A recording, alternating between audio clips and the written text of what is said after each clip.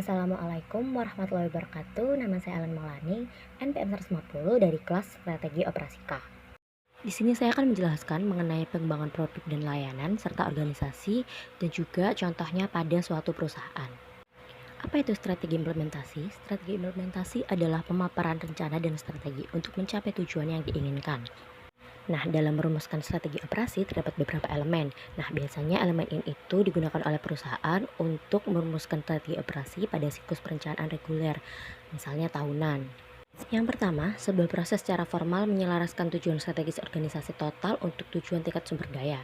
Nah, strategi organisasi totalnya ini biasanya strategi bisnis.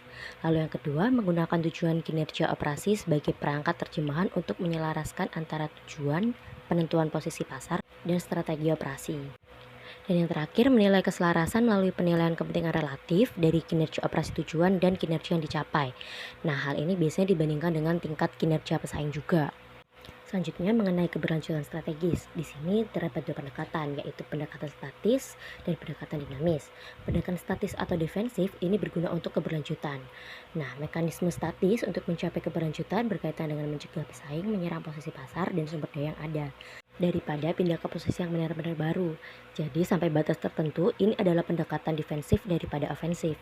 Untuk pendekatan dinamis atau pendekatan yang ofensif terhadap keberlanjutan, bahkan pada akhirnya di ceruk pasar yang paling terisolasi, kebutuhan pelanggan berkembang dan sebagai hasilnya kemampuan operasional juga perlu berkembang. Jadi selain memanfaatkan hambatan masuk dan peniruan yang ada, operasi dapat meningkatkan permainan mereka melalui inovasi dan perubahan untuk mencapai keberlanjutan. Selanjutnya mengenai analisis formulasi strategi, di sini terdapat dua analisis. Yang pertama ada analisis kebutuhan pasar yang digunakan untuk mengeksplorasi banyak model praktis yang ada untuk membantu para praktisi menilai persyaratan pasar. Yang kedua, analisis kemampuan sumber daya operasional.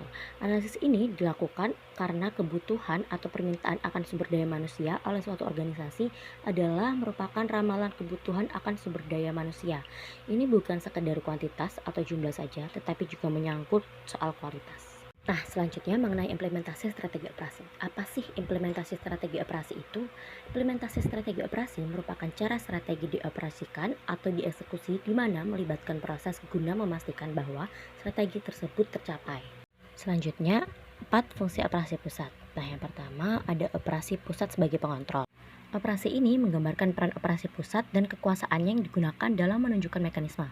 Operasi jenis ini menafsirkan strategi dalam kinerja pasar serta menentukan tujuan yang jelas untuk operasi bisnis. Fungsi yang kedua yaitu operasi pusat sebagai kurator. Operasi pusat dapat memperhatikan terutama kinerja terhadap kebutuhan pasar tanpa top down. Fungsi ini bertindak sebagai gudang data kinerja dan ide mengenai praktik operasi untuk perusahaan secara keseluruhan. Yang ketiga ada operasi pusat sebagai pelatih. Nah, jika pola pikir operasi pusatlah top down, maka peran mereka menjadi pelatih yang dimana melakukan beberapa upaya untuk mengembangkan tujuan yang jelas biasanya berasal dari strategi perusahaan secara keseluruhan dan merancang metode efektif. Yang keempat, operasi pusat sebagai pengontrol. Fungsi ini menggambarkan peran operasi pusat dalam kekuasaannya yang digunakan dalam menunjukkan mekanisme. Operasi jenis ini menafsirkan strategi dan kinerja pasar serta menetapkan tujuan yang jelas untuk operasi bisnis. Pada contoh perusahaannya, saya menggunakan PT Garuda Indonesia Tbk. PT Garuda Indonesia adalah maskapai penerbangan terkemuka di Indonesia.